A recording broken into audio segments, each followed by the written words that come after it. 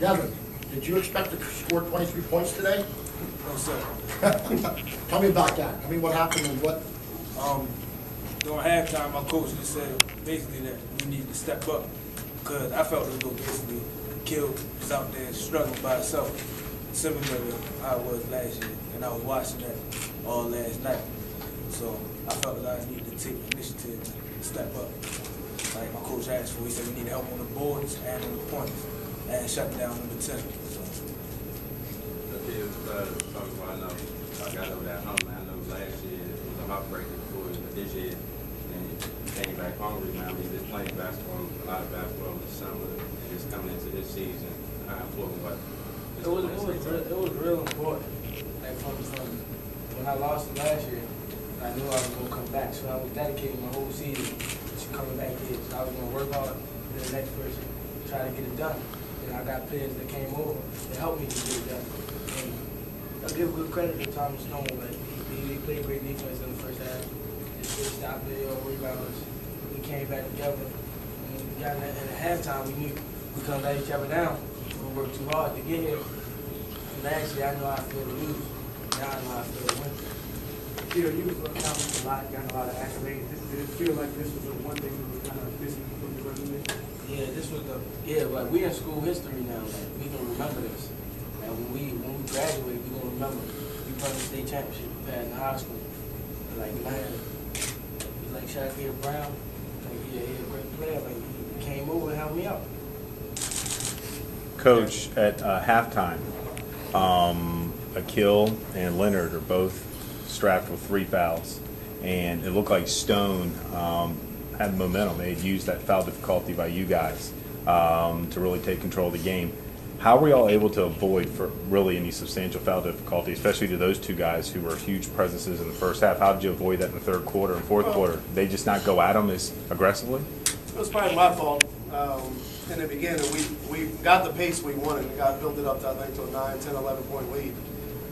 And I told myself before the game, when we got that, we should have gone in the zone because I didn't think they were a real good shooting team.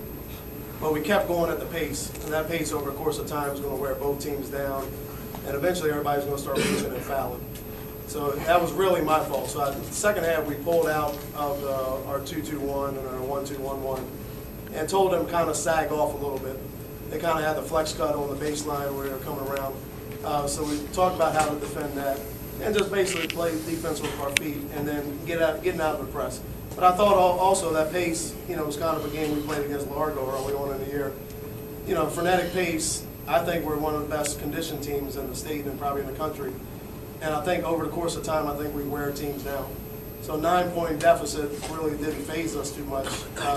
As long as we could come back and get some stops, I knew we would get enough points.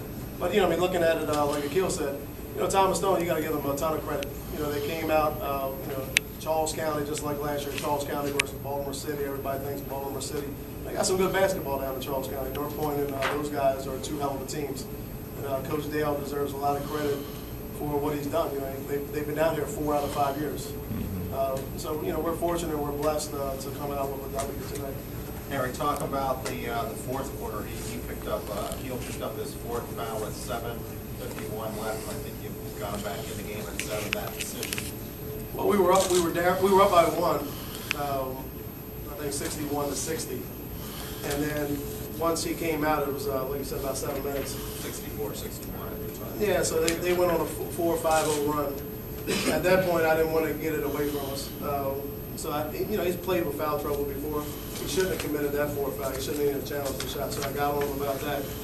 But if you're top players, you got to give them the rope, give them some discretion on their own. And to his credit, he didn't pick up the foul. He kind of just kept in front of the guy and played great defense the rest of the game. Coach, it seems like all year we saw a lot of flashes out of Leonard, but he never really put together a great game at any point. I feel like this was probably the best game of the season. Talk about the impact he had today. 11 blocked shots, altered a lot of shots. It was just a huge presence down low for you guys. Well, throughout the year, it takes big men a longer time to develop. And with him transitioning into a different league this year, Baltimore City is a little bit tougher. So, and our guys, Aquille and them, had to get used to playing with them. So I think it was him just getting comfortable with our team. And then, he was going through some personal stuff also. that he was battling through, so I think that affected him a little bit. But, you know, if you look at the Lake Clifton game, the Edmondson game, Milford, he's just a presence down there. You know, he had 11 block shots, but, you know, how many did he change? Those type of things. And, you know, here's a kid that's a, you know, positive student. He's a 95 average student, a guy that's going to be going on to playing Division I basketball somewhere next year. So, you know, I'm proud of the 11 blocks, but I'm also probably more proud of what type of person he is. Hey, Shakir, just tell me how you were able to pick your spots when you knock down the three, when you went inside. How were you able to be expressive for that? Just playing my own game. I didn't really come here to score because we already got scores on the team. I just came here to play hard, rebound for my team, be better 6-1. But at the time, I noticed that Aquille needed help. I just try to help Aquille, pick him high, or when they give me the ball, go to the rack, try to get a foul, and make free throws. Aquille, for a lot of people who don't know about your hunger to win, they see the YouTube highlights and they think that's what you're really about. But you sat here last year in tears and was devastated by that loss. And you sat here at this table and said, next year we're coming back and we're going to win it. Just talk about all of that hard work and how much the win means outside of the 50-point games and the highlight reels. Just what this game is all about for you personally. Like since my 9th grade year, like it was all, I'm gonna say to me it was all about scoring. Like I just wanted to score, I just wanted to put on the show. But now my coach told me, like Coach Martin told me, it's more than that. You gotta get wins. You can have 50 points, but if you lose, well, it doesn't matter. Like we lost the city championship, we won it last year. But like he said, if I keep working, I'm gonna get to where I go. Good karma and bad karma. He a big person. Like good karma, we're gonna go on the right way. Like how we got the state championship today. Like last year, bad karma, a couple of things was happening, and it was bad karma. Like doing the team, like if it's not just one person can bring bad karma to the whole team. So I just try to stay out of everybody's way and just bring good karma to the team. And just talk about that goal that you had to come back here and win it all, and the fact that last year you promised that this was going to happen, and now to sit here, how does that feel for you to have that sense of achievement today? I think I sat here right here in the same seat. I cried in So it feels great to know that I ain't got to cry now. I ain't got to cry now. So, no, it's really speechless right now. Like I just know it ain't hit me yet, but I know we worked hard. We deserved it. Like people on our team, like they ain't come over to come this way and lose. They came over to get a state championship and make school history. All right, how tough was it? How the tough schedule that you had this year? How did that play in the wins that you had here this week? Well, you know, for a while I was, questioning myself. Did we overschedule those type of things? When we took some losses, did we have really the horses to play that type of schedule? But at the end of the day, I think it paid off. I think them playing teams like Gonzaga, Price from California, who's in the top 10 in the country, even Coolidge down in D.C., they rebounded well, beat Montrose Christian. So if you look at the quality wins, we probably put together 11, 12 quality wins. Playing that competition and being in different atmospheres and different situations throughout a game, if you're beating a team by 40 points every game, you really don't learn much. So I think all those things that we pick up during those losses, pays dividends. Myrick and him being here last year, Myrick and Aquille, paid off. Naomi Mann's playing last year here with Digital Harbor in the state title. That paid off. Shaq was at St. Francis, they had a ton of big games there. So, that type of environment, I think, and, traveling all over the place and so forth.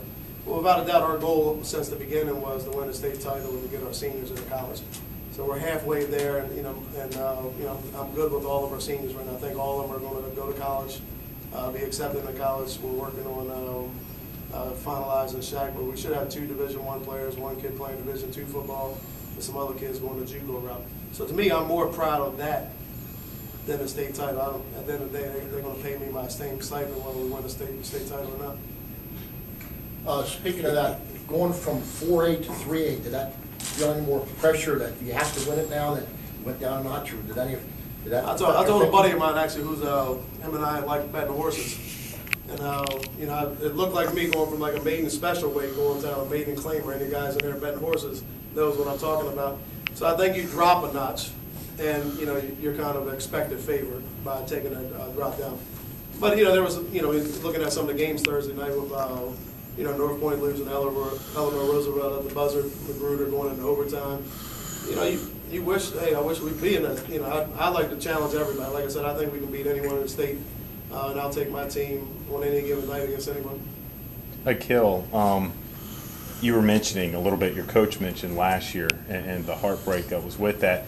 When you were at halftime and you're down 43-34, strapped with some foul trouble coming out in the third quarter and even getting your fourth in the fourth quarter, are you starting to get concerned there's something in the water with these Waldorf schools that they're really challenging you? Because I believe, if I'm not mistaken, the only loss you guys have to a public school is to Dunbar this year. The rest of them are to private prep schools. But North Point got you last year, and Stone from the same Waldorf area almost got you here tonight. Were you starting to think anything like that? Your mind start to play games with yourself about these Waldorf schools? Coach, he had got on me for getting the fourth foul. First of all, I'm a big presence on the court, so there ain't no way I should have got 3 fouls. I shouldn't have reached. I shouldn't have did those silly fouls that I did. So he got on me about it. How can I be a top player? Like he told me before the game. You're a top player win the state championship. You playing yourself the best in the country. You got to win state championship. Like everybody else, like they win the state championship as top players. So I figured out when they gave my 4th foul, I just had to play smarter now. Like, I knew it probably was a bad call, but I still can't change it. He already called it, so I played smarter, and I knew I ain't had to rush no more. I had to set my big fella up, on a little guy, set him up every time, and just go to him, feed him, so I can't feed him anymore. Any of that, though, pressure from how I know last year you weren't as happy with your performance in the 4A state title game. Did you feel any of that coming into tonight? I'm really still not impressed with my shot selection. Like, I was taking bad shots, rushing, because I was so anxious. But I had to calm down and bring myself down. But they really didn't rattle me too much last year, because I think I matured more.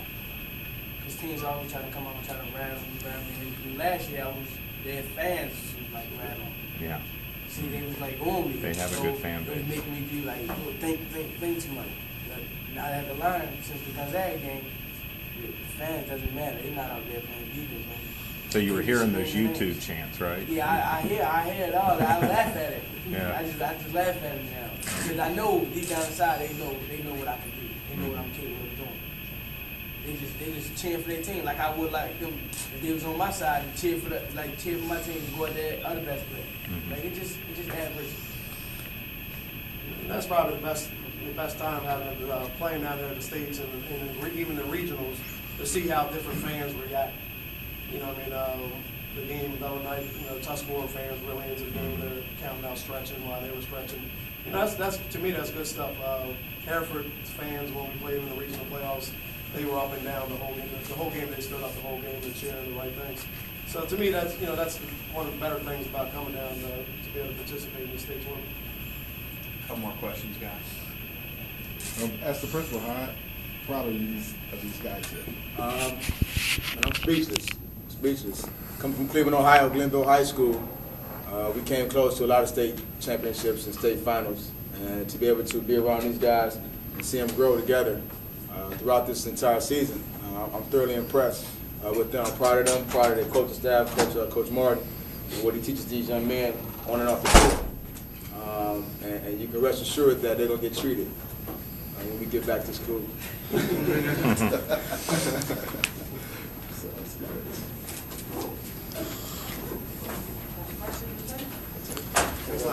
Congratulations, guys.